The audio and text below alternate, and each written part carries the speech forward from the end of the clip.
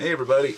Well, those who know Carpo does a lot of different hobbies and stuff, and I have a lot of things that I'm interested in. I mean, I like carpentry, I like working with stone, I like working with leather, I like working with Fimo clay and hemp jewelry and all kinds of stuff. So I have a new passion now.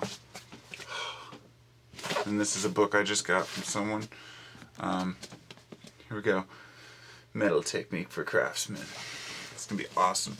It's a friend of mine actually it was my mom's friend when she was in high school. Her best friend from high school's husband or boyfriend, whatever, they've been together for a while, and he is a jeweler, and he makes his own settings and mounts stones and everything. And it's kind of like coming full circle for me. It's the one job the one hobby passion that I've wanted to get into is metallurgy, working with metals and jewelry and grinding my own stones. I know the basics to the stone part, but I really want to get involved in doing my own settings.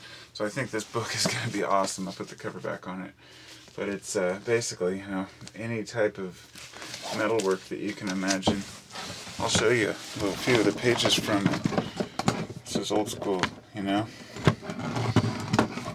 what's the beautiful thing is that these ideas never change. These things don't go out of style, Oh, look at that.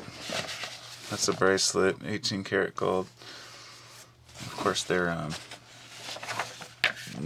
black and white photos. It's old. Ooh, look at that bit. Dude, that's awesome. So, it goes on through the different types, the different bars, different diameters you can get. And, times change, methods change, but the root core of this stuff involves geometry, compasses, specialized, this kind of stuff takes skill. And when you're working with these forms, you're working with this heritage of history. That's cool. You're working with history. You're working with ancient ideas and things that you can actually put down into a way that's like something that you can take home with you. Something that you can leave to your kids and leave behind that won't get destroyed. And I'll tell you, there's two things that I've really been fascinated with in my life as far as materials to work with. And that has been stones and metals. Carpentry is what I do. It's the closest I get. But I always know that unless perfectly preserved, and even if perfectly preserved, usually within a few hundred years, the wood's going to rot. That's just how it is. You can find old furniture that's well taken care of, and it will last 1,000 or more years. But the basic idea is you need to maintain it. And most metals you need to maintain too. But, if you get a good alloy, some of these things don't rust. I don't know if you've heard of the pillar, the name evades me, but it's a pillar that's basically made from a type of iron alloy that's been out in the desert for a long time. And it hasn't rusted, and it's all because of the percentage of, I believe, nickel that's added to it in order to keep it from rusting. And it's fascinating how early metallurgists, they were well aware of these mixtures and combinations. And this is why I'm so fascinated with it, is because it's not just about mixing a metal with another metal. People don't really understand sometimes what happens with the idea of alchemy is that you can mix, let's say, one metal with another metal at say, 1,000 degrees. And if you mix those same two metals at 900 degrees, you're going to get a different result. And that's what's fascinating, is because the way that the atoms bond and everything are totally different. And so what's cool about metal is if you do it right, you can leave it behind for your kids, you can leave it behind for your ancestors. And the same with stone. Working with stone's cool.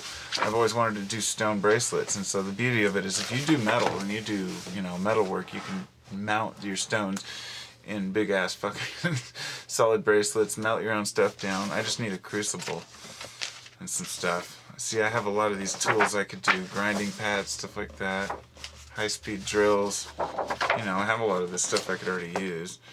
I know the guy, he lives in California, and he sent this up with to my mom, you know, and said give it to me, and he wanted to teach me and show me how to do some stuff. You know, he said he'd do it on Skype or whatever, but, you know, I'll be honest, you know, it's hard for me to get out, even do a quick video. I just don't have the time to dedicate to that right now, and I want to.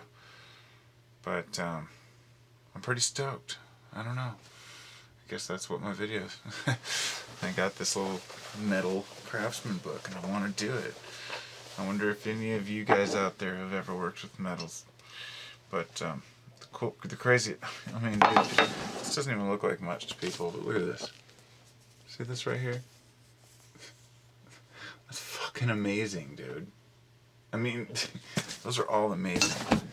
I mean, you have to do such delicate work in order to get those little half moons cut out. You have to have the right punches, and you have to know exactly what you're doing. And it's funny because even as a kid, when I'd see those cool little pendant necklaces, let's say like this one, you see these coming in from all over the place from, you know, you see them in the little, for like $1 in the bin, you know, and a lot of them are stamped out. But a lot of them really were made, handmade in the old days, and sold for cheap because they're way underpriced, because the people aren't paid what they're worth. And that's why you can go get these badass wood carvings that are still done by hand. They may be whipped up by power tools. Let's say Buddha, for example. This kind of stuff. I wouldn't carve this by hand and sell it for any less than $50, you know? I'd be like, fuck, it took me forever to do this. And, you know, it's probably like $8-10 at some import shop. It's just how it is. Shit's cheap now. They make it out of cheaper and cheaper wood, quicker and quicker. And then they have a system to where they do it. So in other places, they can manufacture this stuff cheaper, is what I'm saying. So if you're out there trying to save money by making your own jewelry, it's kind of hard to do. Especially if you're putting a lot of art into it. So it's for the love. Like everything. My carpentry's for the love. Glass blowing. I always wanted to blow glass. I blew a couple pipes and made some beats with my friends just so I could say I did it, you know? So I've worked with wood. I've worked with glass. I've worked with leather. I've worked with cloths and sewing. And the only two things left are working with stone and working with jewelry, working with metals. And so there it is. I'm going to do it. I'll let you know how it turns out.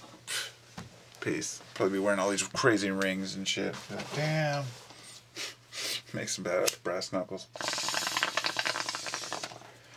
Anyway, namaste, everybody. Metal.